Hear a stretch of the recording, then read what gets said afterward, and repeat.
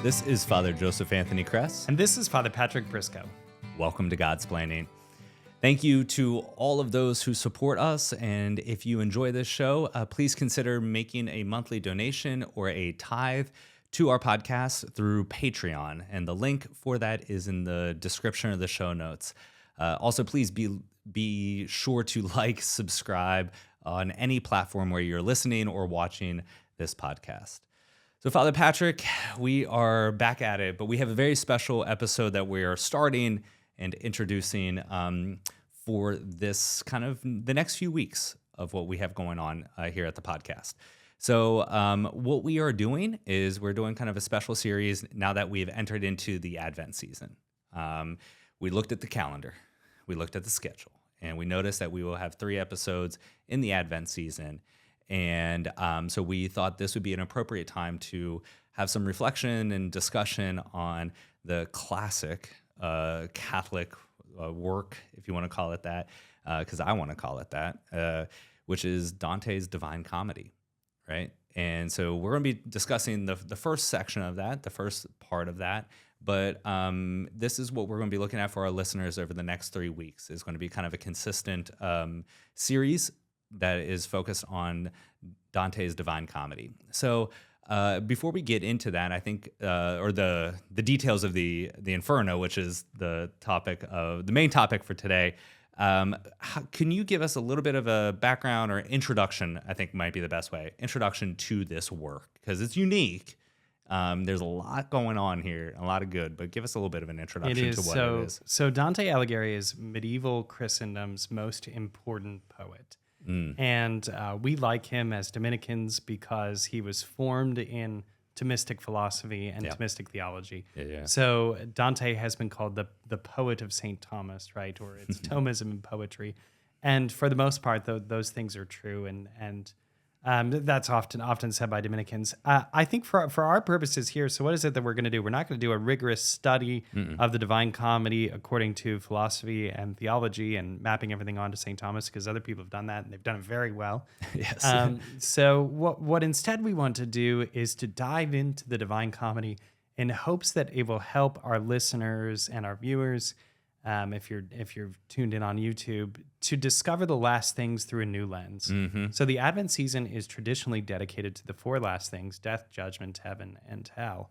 And the Divine Comedy offers us a beautiful way to meditate on the 3 destinations, as it were, of the soul, 2 of them being the final destinations. Right. Hell and heaven, just for clarification. If you're in Purgatorio, you're on the way.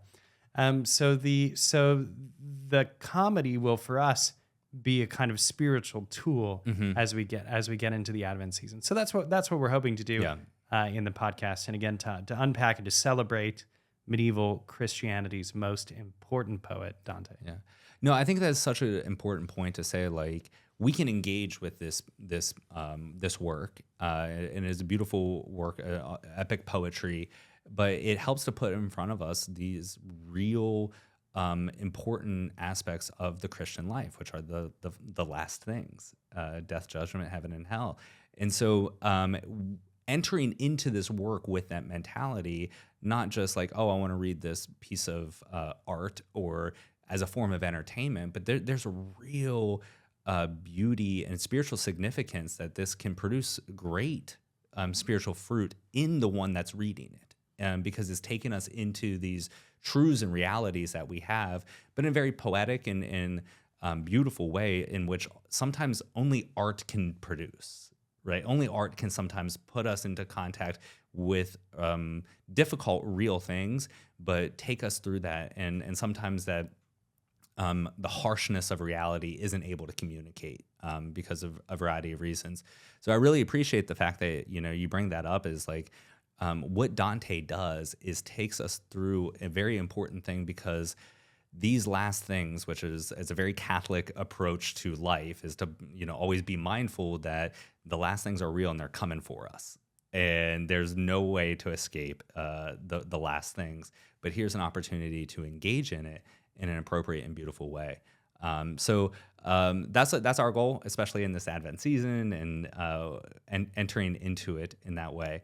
Can you kind of maybe talk a little bit about, yes, it's medieval poetry. So is that different than some of our contemporary poets, or maybe what some of our listeners might be used to reading poetry in a different way?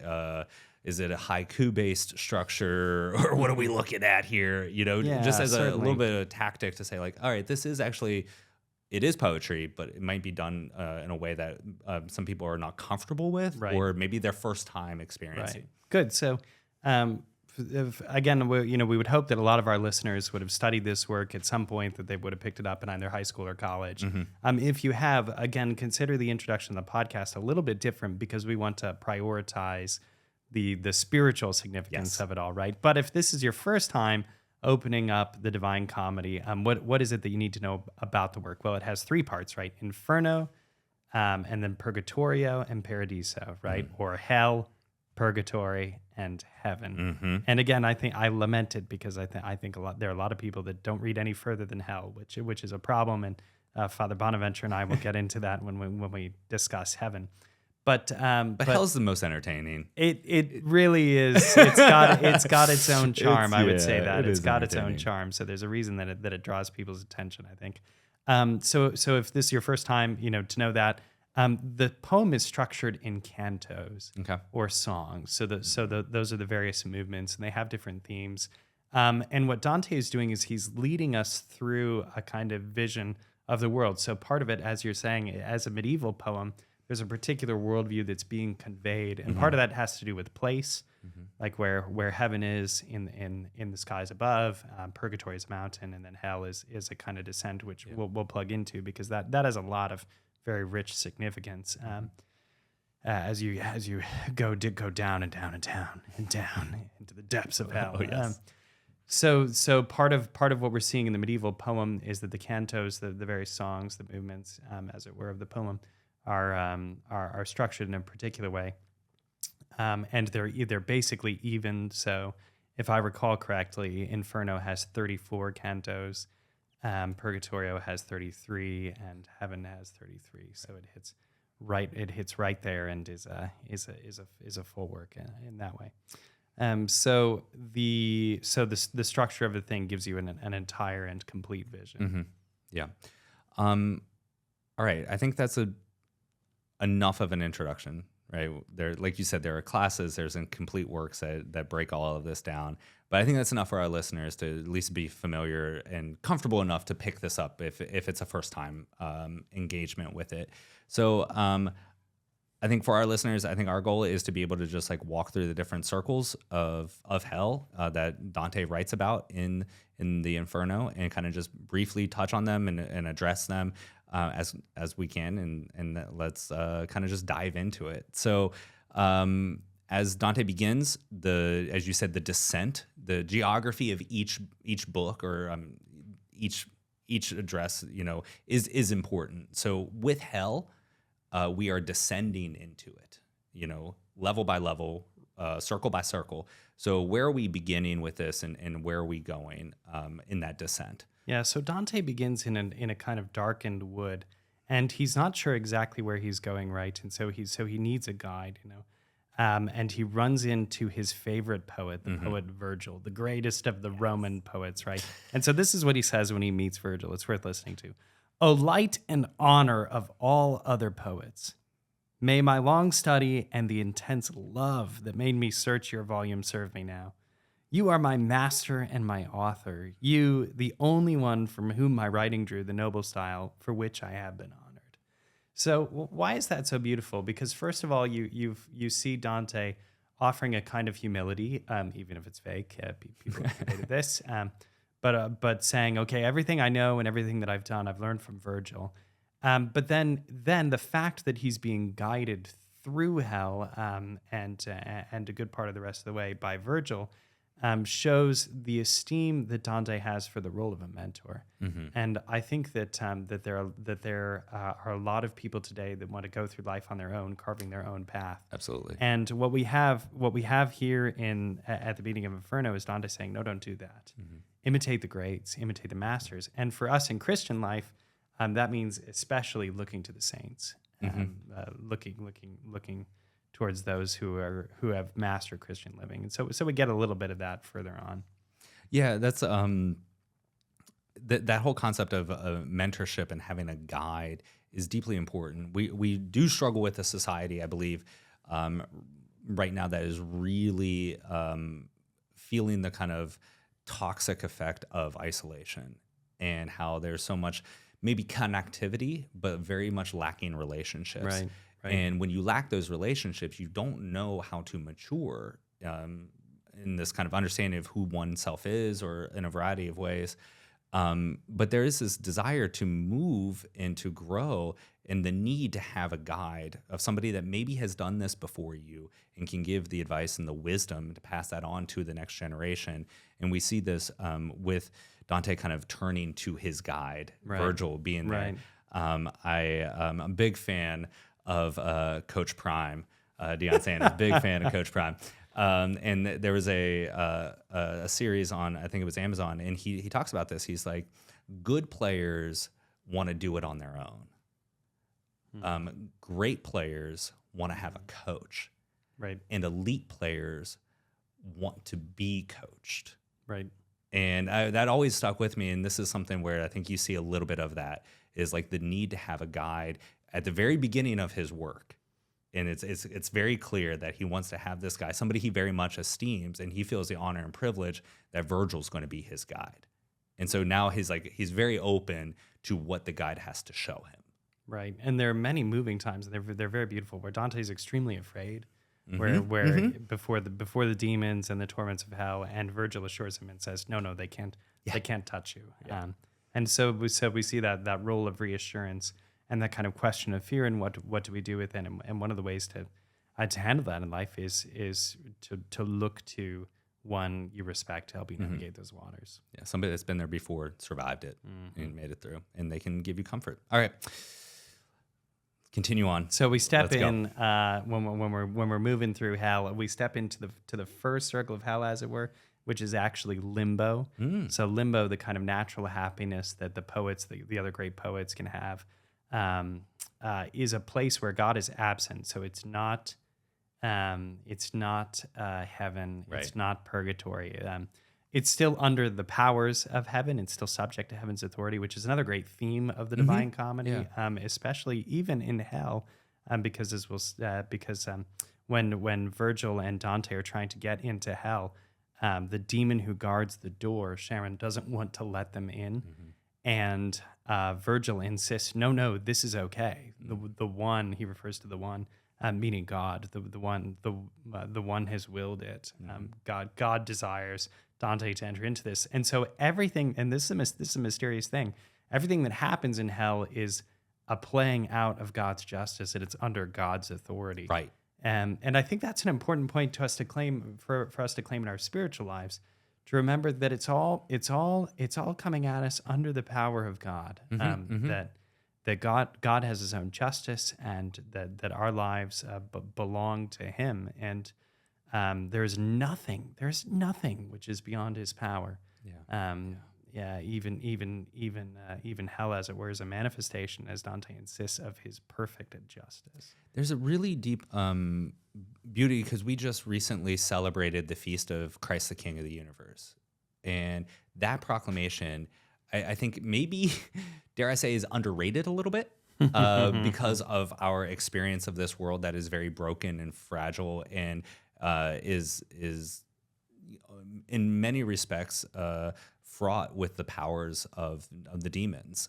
And one of the things that we know is that, God has allowed the evil one to actually kind of take on a role and authority over this life.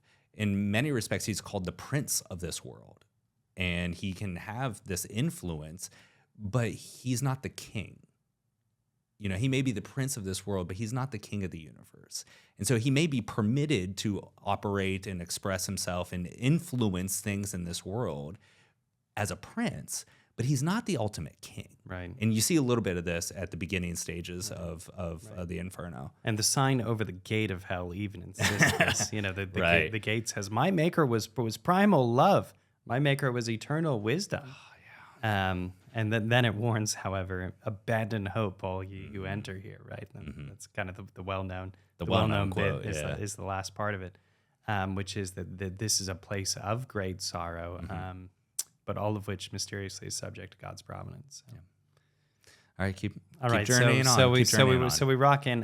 In the second layer of hell, this is another one that I really think is worth talking about, is lust. And I think it's worth talking about because when you look at the structure of hell, the largest things are at the top. Yeah. And as Dante passes through, what we're going to see is that hell constricts down. And C.S. Lewis, who was a great reader of Dante, noted this, and he brings it up in The Great Divorce, where he says that all of the pains of hell are just a very small pebble, because it funnels down into the one place where, as we'll see, Satan is. But hell and our sins, for that matter, make us smaller. Yeah. And so as we have the descent into vice. It constricts, and as we'll find at the very core of hell, it freezes us, and we just become stuck in them. And that it's virtue and the pursuit of God and godliness that of course animates our hearts. So anyway, the point of lust being at the top of this is that a lot of times people think that lust is the very worst of all possible sins, and there are certain actions of lust which are indeed mortal sins and are very serious, and you should confess them to a confessor and receive absolution so that you can live in the life of divine grace that God intends for us. Okay, all of that is true. Right. But as far as the hierarchy of sins, not the worst. No. As we'll see. And it is a capital sin, I think Dante is right about that. Absolutely. It is a capital sin. It is a deadly sin, and it will put you in hell. And when we act against it, it's grave. Mortal. But, it is kind of this... there's this kind of visceral response to the sense of lust. But as Dante points out, it's kind of the most broad, but with that understanding of, like you said, we become small with each progressive step, and we smaller and smaller. But it's with virtue that we gain both freedom, but also new horizons of life and the fullness of life. So it's not to lose hope if you struggle with sins of lust or things like that. But as we continue on, it's going to get a little more intense. Right. And I mean, the lust stuff are no easy punishment. I mean, it's not great. Yeah. There's enjoyable. tempests, there's like hurricanes, there's these storms that beat them. I mean, it's worse in the next level. I mean, it gets worse all the way down, basically. Like, that's what you find when you're reading Inferno. Like it always gets worse. I mean, gluttony also is big storms, but it's like gluttony is like hail and and freezing ice. So it's different than the like hurricanes that assail the lust. But you can see you can see what Dante is doing when he's pairing these punishments to the sins. Because when you're lustful, you're kind of tossed about in the storms of your passion. Yeah. Yeah. And so in hell, the lustful are beaten by these kind of hurricanes of storms, or when it comes to those who are gluttonous, they're trying to consume things, right? And they end up being battered by like hail and rain and all these kinds of things that they can't consume. So it just is a kind of attack on them. So there's a fittingness there in a really cruel way. Yeah, and we can see how the capital vices kind of structure Dante's journey through this. Like, that's going to be kind of the map, if you will. If you're looking at a map of the Inferno, it's going to be kind of structured by the capital vices. So we started with lust, and then we rolled to gluttony. Yeah, that's right. And so where are we going next? And then then as you work the way down, just real quick for the roadmap, it's greed, anger, and then heresy, violence, fraud, and then betrayal. So we see how the capital vices play out. It's not a strict it's not like, okay, Dante created a hell with 9 circles. It's not like there's 7, which are purely the capital vices, and then 2 more for good measure. It's not like that. It's a little bit more complicated, but they're all there, and they come up. And like we said right at the top, the first 4 are straight up, lust, gluttony, greed, and anger. And then it gets a little more. And then, like I said, it gets a little more complicated. Kind of gets a little more, I don't want to say Heresy's subtle, good. But you said complicated at that, but like there's nuances in there. And so let's jump to heresy. Yeah, heresy's really great. I know you love. So as good Dominicans, we want to address heresy. This right? is a problem. People who are heretics end up in not good places, and bad things happen to them. Okay, but also this is partly Dante influenced by Thomistic education. That's right, and informed in that. So like, there's going to be this kind of revulsion to heresy in the sins against the faith. Amen. So check this out. So the heretics are in this place, and I'm just going to read you this. This is a little bit long, but it's worth reading. Here the sepulchres were much more harsh, for flames were scattered through the tombs, and these kindled all of them to glowing heat. No artisan could ask for hotter iron. The lid of every tomb was lifted up, and from each tomb such sorry cries arose as could only come from the sad and the hurt. And I said, Master, who can these people be who, buried in great chests of stone like these, must speak by way of sighs and agony? And he said to me, Here are arch heretics, and those who followed them from every sect. Those tombs are more crowded than you think. And what I love about this is that, again, there's a kind of fittingness to the punishments that Dante assigns to the sins, is that heresy, because it's a misconstrual of doctrine, means that it is one's own idea, right? It's something of one's own making, and heresy becomes a prison for us. It imprisons us, and so the heretics are entombed in tombs, little prisons which they have made by their own making. And they can't get out of them because they're caught in their own ideas. Yep. Whereas the doctrine of the church is supremely liberating. And I think that's an amazing thing. And I think that you can see that where even in our own kind of contemporary context, there are people that they rise to a certain level of influence or prominence, and they kind of just have to dig their heels in because this is their ideas. This is where their identity has been built upon, and they're so afraid to step away from that, even if it's incorrect. And they're right. Now they're trapped in this, and even if they don't want that,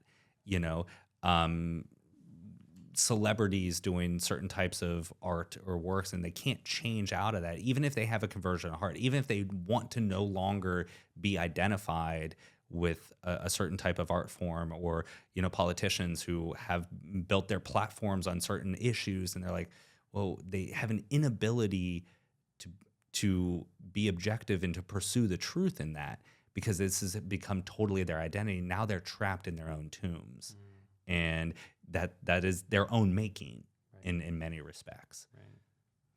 Right. And again, there's a fittingness, right, with greed. People are rolling heavy stones, right? And they're just stuck pushing these weights around, and they kind of squabble amongst each other. With anger, it's sort of like eternal pirate wars, because in anger, people are fighting battles amongst each other on the river. They're just kind of clawing at each other. But people who succumb to their anger, those who are sullen, kind of sink and hover below the surface, the way that anger kind of consumes you into yourself, and you become sullen. You become just kind of lifeless under the water. And so the sullen are there, kind of in the river, not among those who are still kind of fighting, fighting anger. So from heresy, though, we move on to violence. And for Dante, there are 3 categories of violence: violence to other people, violence to oneself, and this is where he puts suicides. It's a very difficult chapter for a lot of people. So just a warning to listeners, if you get that far, that might raise some questions. And a violence against God, or blasphemy. Okay. And this is where Dante puts those who succumb to sins against the natural law, for example. Okay. So sodomites are there, according to Dante, in this circle. And so I think that's an interesting way to think about violence, because when we talk about violence, we mean physical harm. Some people claim speech today, but I don't think that's right. But we mean physical harm. But we can also see like violence, other kinds of distortion, Right. even a violence done to our own very self, and those are worth thinking about in terms of our spiritual life. Yes. I mean, that's a very absolutely. powerful. That's a very powerful thing. And I think that's important because, once again, we can get back to the Thomistic influences on Dante and things like that, and the different violences that can take place. You absolutely said it right. The first thing that we think of when we think of violence is that we think of physical violence against, against our neighbors, right? Whether it's the variety of different types of wars and violences, even in a domestic way, that could take place. But he puts it, there can be violence against God, like that isn't thought of. Like, so there is this. How does that violence take place? Well, blasphemies. And that can be gestures, that can be acts, or that can be even. I know that you're like, what can you say against God? Do you do violence in defaming or taking his name in ways against that? So like, the multiple levels of violence is a unique presentation here, but it's definitely worth considering of maybe even in my own life, am I doing violence? Not that's just physical harm, but am I doing spiritual violence? Whether that's to myself through my own actions, even if they're interior actions or private actions, are those violent actions to myself or to my God? Right. When moving along as we get a little further down and closer to the end of Inferno, we've got fraud, and there are 10 different pouches for fraud. Fraud is kind of like the Malgorge or Malborge, whatever it is. And then there's all these different pouches in there. There's all these different kind of frauds. And for Dante, I think it's important because fraud is a betrayal of truth. Yeah, we've been getting at that. Looking at this again from kind of Thomistic lens. And then we end up at the very heart of hell, the very center of it, the deepest, the lowest, the most miserable place that there is. And here again, it's worth quoting from the text at length, because it's just so incredible. So when Dante gets all the way down there, to the deepest point of hell, what he discovers is a ton of ice. So it's very cold in hell. And again, the point that I was making is we were talking about the descent and how our sin traps us. At the bottom of hell is frozen. Yeah. And it's very still, except for the wings of Satan, which fan the ice to keep it frozen. But otherwise, that's it. So there's kind of a light churning, but that's it. I mean, that becomes really important because, as we'll talk about through the rest of the Divine Comedy, you compare that with heaven, where you see nothing but dynamism. Really. Oh, there's so much motion, movement. So the center of hell, yeah, exactly. Everything's in not in flux as if it's like changing, but there's, like you said, it's a dynamic reality that almost you get swept up into. Yeah, in heaven, the saints dance and the stars are moving things, and there's motion and deeper. Yeah. Like, I don't know. But hell is just kind of, hell is a frozen place. It's a still place. Okay. So here's Dante's description of Satan, of the prince of evil. Beneath each face of his, 2 wings spread out, as broad as suited so immense a bird, because Satan is 3-faced, as you'll find out. I've never seen a ship with sails so wide. They had no feathers, but were fashioned like a bat's, and he was agitating them, so that the 3 winds made their way out from him, and all of Coctis, the lake, froze before these winds. He wept out of 6 eyes, and down 3 chins, tears gushed together with a bloody froth. Within each mouth, he used it like a grinder. With gnashing teeth, he tore to bits a sinner, so that he brought much pain to 3 at once. So 3 heads, 3 sinners, all in the mouth, and he's just grinding them. The forward sinner found that biting nothing when matched against the clawing, for at times his back was stripped completely of its hide. That soul up there who has to suffer most, my master said, Judas Iscariot, his head inside, he jerks his legs without. Of those two others with their heads beneath, the one who hangs from their black snout is Brutus. See how he rides, and does not say a word. The other, who seems so robust, is Cassius. But night is come again, and it is time for us to leave. We have seen everything. So the three great betrayers, Judas Iscariot, Brutus, and Cassius, who betrayed their closest friends, these are the ones that, according to Dante, are in Satan's mouth for all eternity, and they're trapped. They squirm a little, but there's nothing. It's and they're at the center again of the great frozen lake, and it's absent any kind of grand vision, and they're alone because they've betrayed their friendship. So they're each in their own. They're each in a separate mouth, cut off from everything, as it were. Yeah, I think the presentation of betrayal being so core at the depths of hell, is part of, I hear the antidote to that, which is Christ turning to his friends and saying, "I call you friends," right? And that we are called to a friendship with him. And one of the things I've learned, both throughout the entirety of my life, but specifically in my priesthood and in learning that, is the foundational block of every relationship and truly every deep friendship is trust. And once that trust is broken, you have to do whatever it takes to rebuild that trust. And that's what a betrayal is. And so the fact that Christ calls us to a friendship, and what does Dante see as the worst experience that one could do, is betray a friendship. Because those three individuals did just that. They betrayed the friendship in the most direct and consequential way. And so to have that understanding too, that, well, the Lord calls us to a deep friendship and he's not going to betray us, right? But to see that's truly the antidote. And if you look on the opposite side, is like the joy of what it means to have a deep friendship with the Lord is the complete opposite of what this is. And that's what the invitation is, ultimately there. Okay, so we just did a very quick journey through all the different circles of hell with Dante, but maybe one last thought as you look at this, like one last kind of takeaway from this entrance into the first opening book of Dante's Divine Comedy. Yeah, I think there are a lot of people that dismiss the vivid imagery and they say, "Oh, that's just Dante." Mm-hmm. So only Dante, makes the Sodomites walk on burning sand, or only Dante decides that Muhammad would be cleaved open by a sword and have to walk in a circle, and he would gradually heal up, and then he'd be cleaved open again. So some of these things they're pretty graphic. And the temptation is to brush that off and say, well, that's just Dante. Is hell really that bad?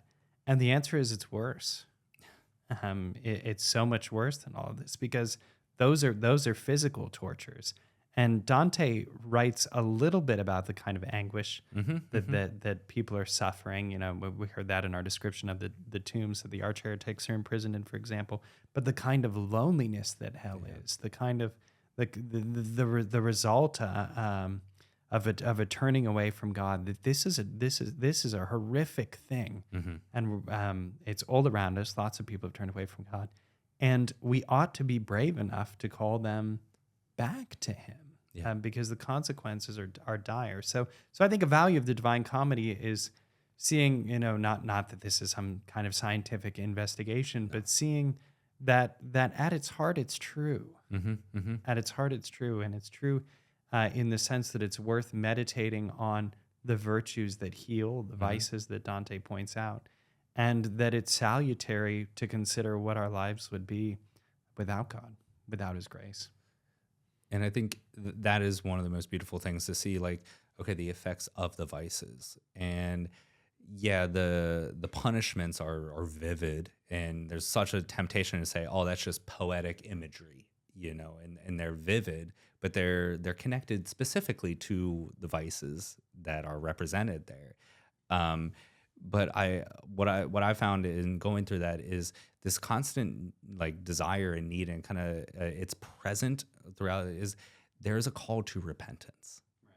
Like this entire journey to see all of this isn't as if somebody's like going through a zoo to look at the exhibits and to be like, oh, isn't that weird? Like, oh, luckily I don't have to do that. But it's to like stir up the soul to a repentance, knowing that we are all sinners. And it's the mercy and the grace of God that is readily available in the fact that he is very faithful to us through all of this. And that's the thing is, like, as you read it, it can be kind of discouraging and vivid and you know, kind of chaotic in many senses. And you don't want to be left in the depths of hell and thinking, now what? But it's present throughout that this is a call to repentance. This journey is to take us, maybe even a journey in our own soul, to these real spiritual realities that exist, but it's to call us to a deeper repentance so that we can turn to the Lord and trust in his mercy. And I think that's one of the best parts of the Inferno, is that it calls us back to Christ. So with that, we want to thank you to all of our listeners. Thank you to you for listening all the way through this episode of Godsplaining. Please like and share this episode on whatever platform you are listening to. You can also find us, Godsplaining Podcast, on Facebook, Twitter, Instagram, social media things, wherever they may be. Not quite sure what all is happening in that sphere, but we're there. Like and share us and give us a follow as well. Leave a 5-star review if you would like, and continue to think about, and we want to invite you to support this podcast through our Patreon page and becoming a benefactor and a donor to this podcast as well. You can follow the links in our show notes and descriptions that go to our website, where you will find merch and announcements about upcoming events and things of that nature as we continue to plan and roll those out. We have a number of different events coming up. We may be coming to a city near you, so pay attention to our website for that. So thank you once again for listening, and God bless you. Father Bonaventure, if you had to choose between getting Warby Parker glasses, subscribing to a YouTube channel, or flossing your teeth, what would you choose? Oof. I guess, to be honest, subscribing to a YouTube channel. See, folks, it's not as bad as flossing your teeth or getting Warby Parker glasses. Please subscribe to Godsplaining. Cheers.